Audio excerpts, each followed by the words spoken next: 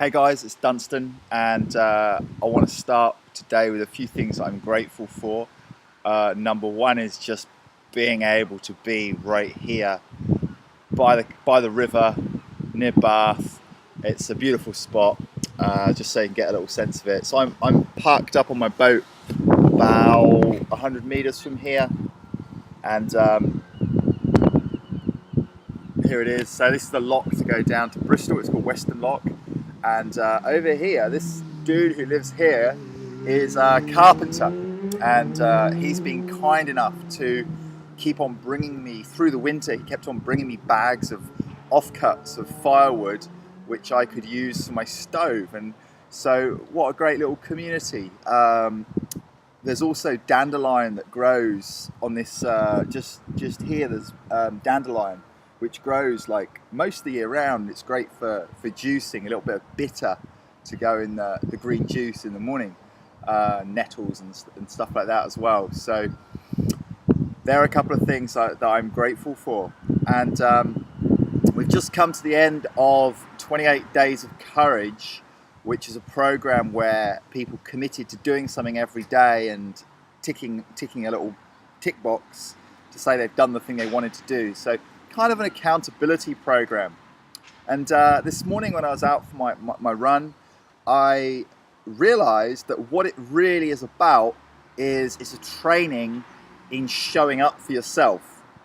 Because, in life you get some people who, when they say they'll be there, they'll be there. You get others who struggle, and this isn't about judging anyone. This is about just being honest about where we're at, right? So I know that for myself, there's some ways I don't like commitment, and I don't always show up.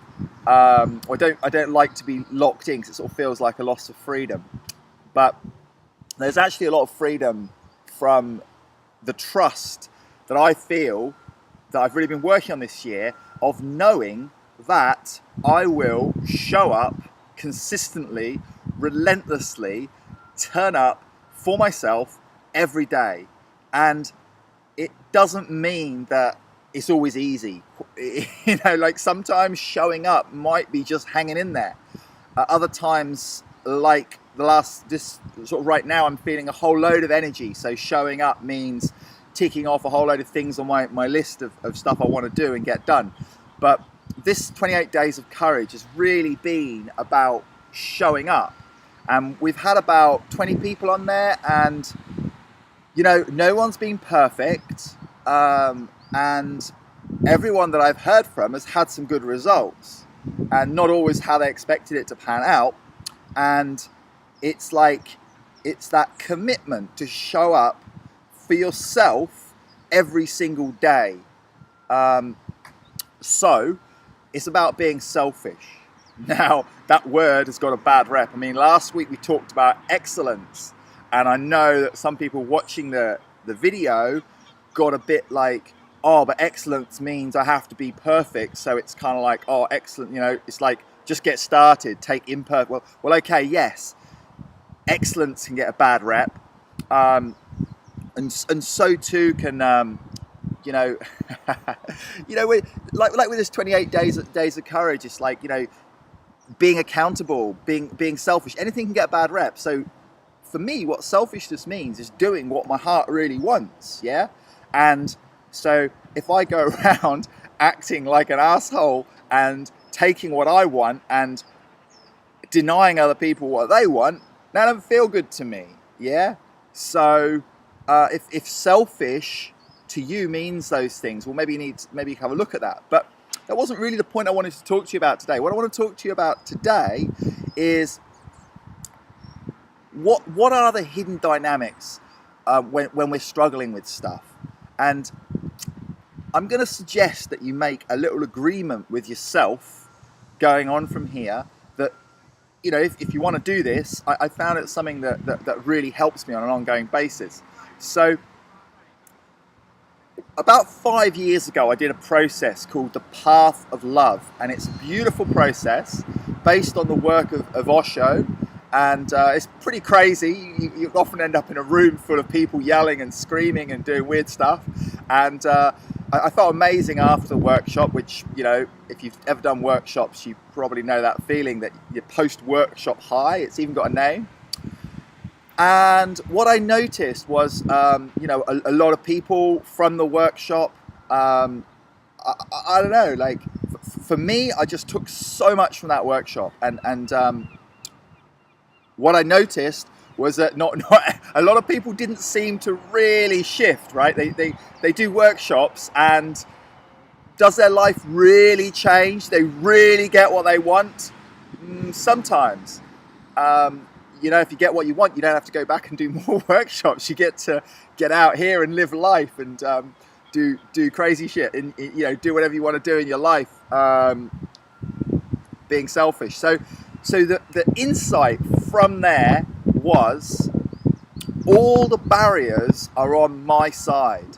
Okay, just going to say that again. At the start, we would stand up and repeat these rules and agreements.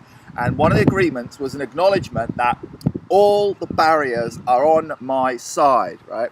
So, how does that, just waking my computer screen up so I can see what I'm doing?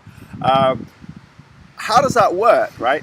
So, I often see that, I often hear from people, you know, well, why didn't this happen? Why didn't you make this happen? Why didn't this result happen? Oh, well, the weather happened, or other people did this, or, you know, there's like external variables that meant it couldn't happen. Or, why are you pissed off?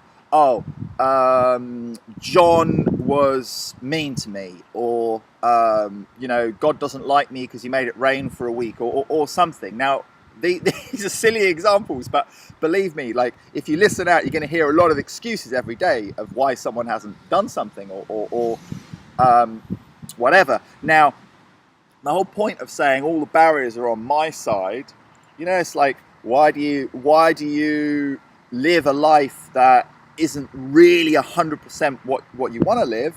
Oh, it could be, you know, external things. I don't have enough money. I don't have enough time. That's all out there. That's other people's business, or God's business, as Byron Katie would say. And what does it mean? All the barriers are on my side. You know, I know there's some people who'll listen to this and they'll think, oh my God, that's really mean. You know, what if someone did something really bad to me? Why is that my fault? And it's not about blame. This is about empowerment. It's not about being a victim. It's about the opposite. It's about saying that I am going to take full responsibility for all the results in my life, right?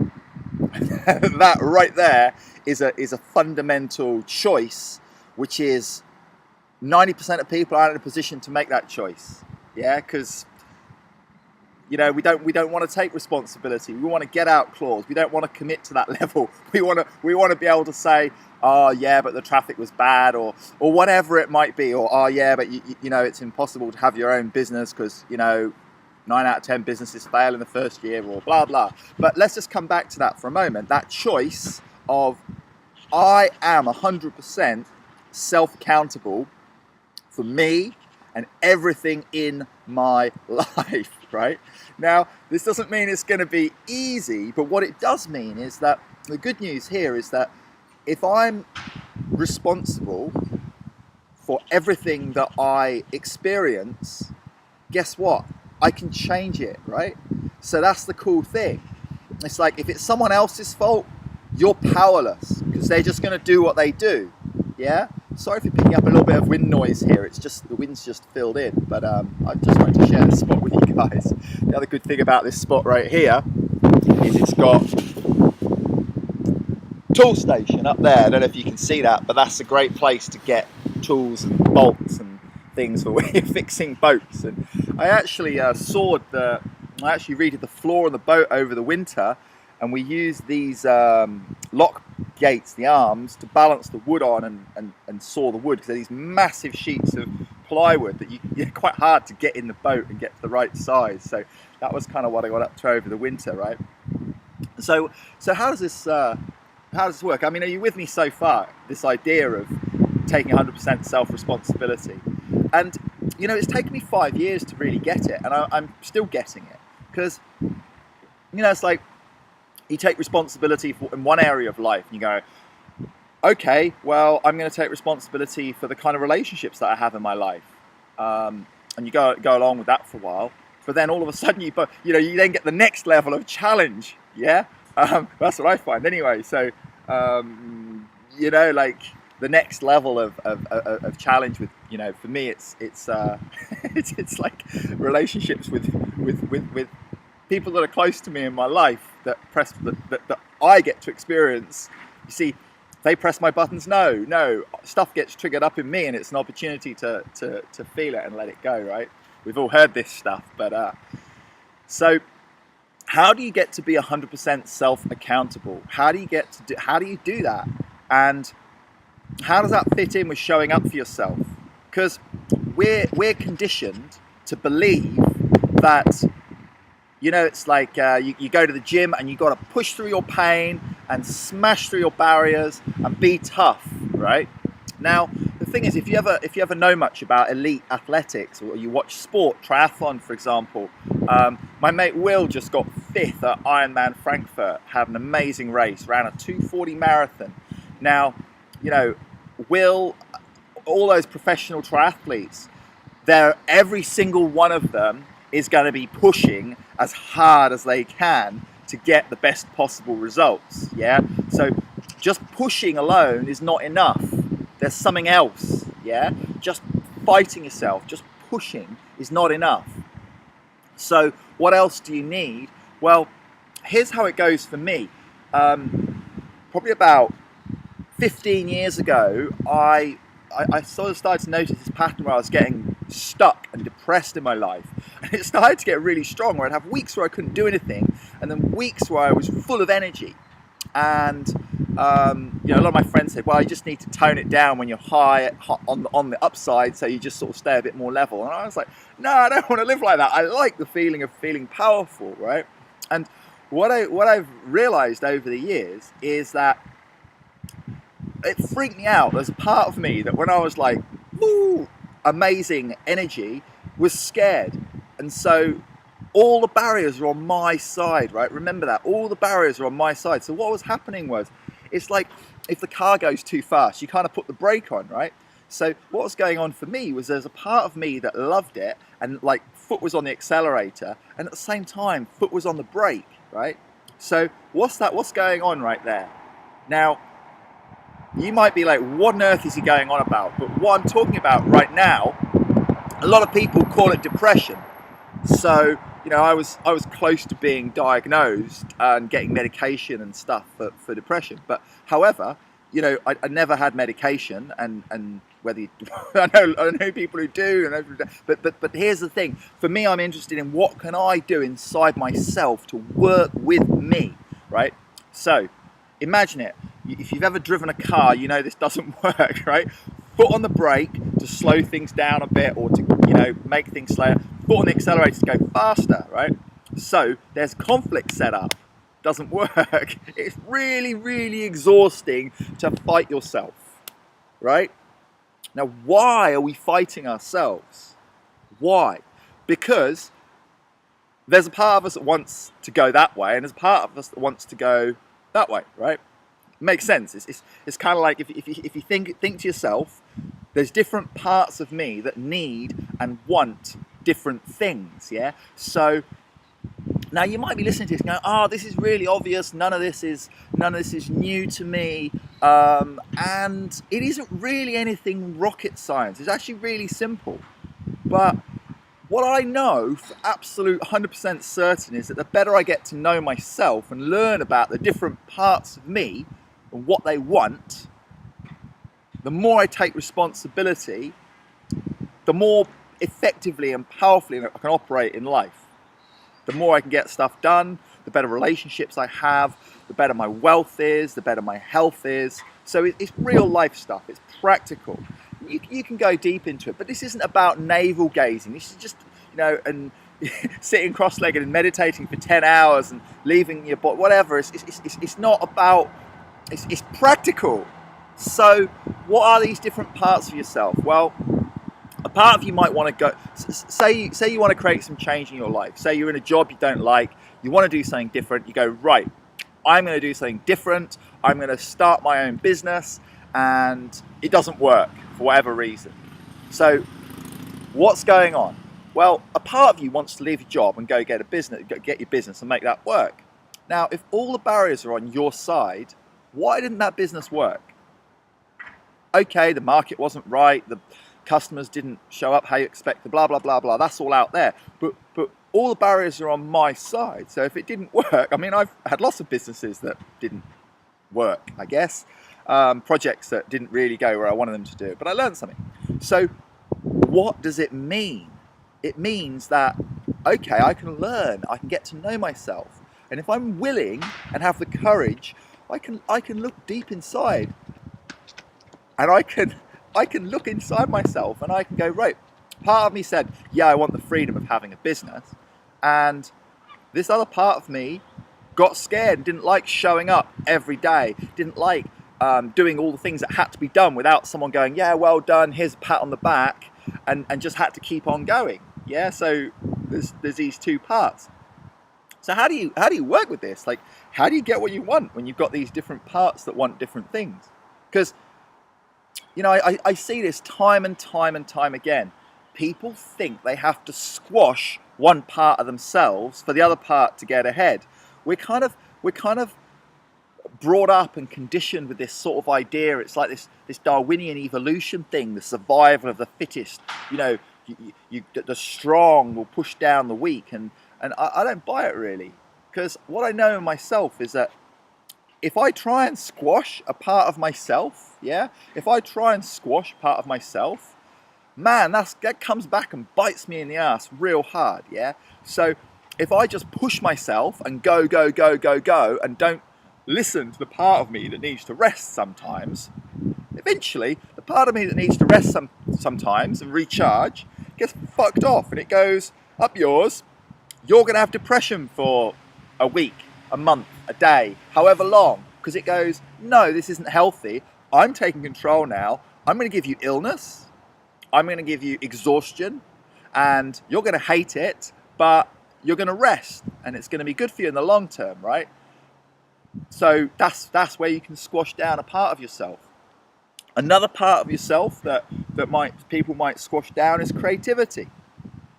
So if you're showing up every day doing stuff you don't love, and you're not giving an expression to your creativity, it's going to start hurting. It might be a dull pain that you suppress down by buying consumer goods and buying, but you're going to die knowing that you've got stuff in you that didn't get expressed. We talked about this last time. But creativity, you squash that down, and you're going to feel exhausted, because people have midlife crises because there's this part in them that goes, no, my life I don't like this part of my work where I just show up and do something I don't love every day. So I need some kind of change. So, if all the barriers are on my side and I have a car crash and it's like some kind of huge wake-up call in my life, sure, it could just be a coincidence. But what if this part of me is going, Dunstan, you need to do something different. Create this big thing in your life that's going to make a change. Create some change. Make some space for that creativity to come through. So, I'm not saying that everything bad that happens to people in their lives, I'm certainly not saying that we deserve bad things to happen to us in our lives. But what I am saying is that if all the barriers are on my side, where can I start to use that? How can I use that idea in my life? I've been working with this for 5 years, but how can you use this in your life? Like, is there one little area where you can go, wow, actually, yeah, the barriers are on my side. Now, is there some area where you can sit down with the different parts of yourself and go, yay, creativity, and creativity's over here. You go, yo, creativity, what's up? And creativity goes, hey, I'm really bored of doing, not having an expression. I want to make videos. That's me. But it could be like, I want to do sculpture. It could be like, I want to create a meetup group for other mums in my area and have more social activity. Whatever it might be. Okay, so there's the creativity gets to talk.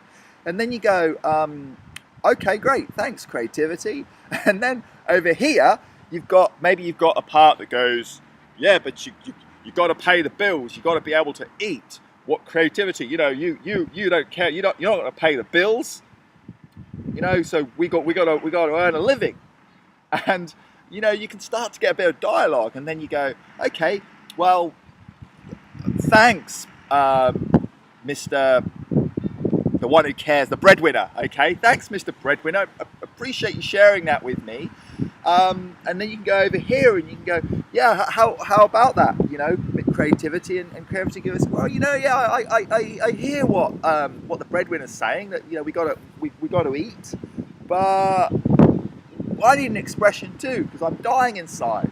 And then you go, thanks, creativity, and the breadwinner goes, yeah, you know what, I can see that the creativity needs something, but we got to and we have a dialogue, and we can maybe come to some kind of agreement and understanding, because the more you can, it's a silly little example, but this is so powerful. And I did a beautiful process group with a guy in Sydney, Rob, and Robert Gordon, and we did this, and we just did this dialogue, and afterwards it's just like, it's kind of unremarkable, because the parts inside ourselves just can talk to each other, and they can have that dialogue and both be heard. So anytime that things are tough, that you're not getting what you want, or it's the struggle, then all the barriers are on my side.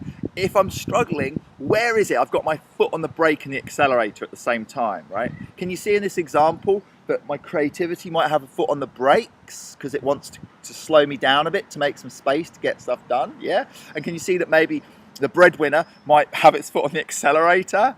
And if they're both not listening to each other, it's like your left foot and your right foot aren't the two pedals aren't talking to each other. Yeah, I know. You put your right foot does the brake and the accelerator. I know, but just imagine, right? The two parts of you are not working in harmony, so there's conflict. Now, if you force one of them harder, you're always going to have that conflict, because you can't get rid of this part of you, because it's you. Yeah. So, where have you got the brake and accelerator on?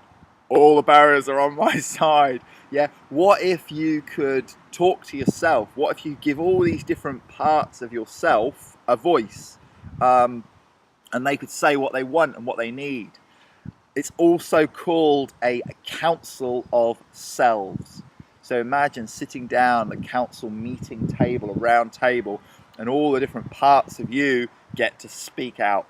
I've never worked with more than 3 parts at the same time, but here's some ideas. And how amazing, the sun has just come out. So it's time to get on with the day for me. I'm off to a music festival where I'm teaching acro yoga. So everyone going to Noisily, Florence and the crew, I'll see you up there. It's going to be amazing. I'm taking my wellies in case I have to wade through mud.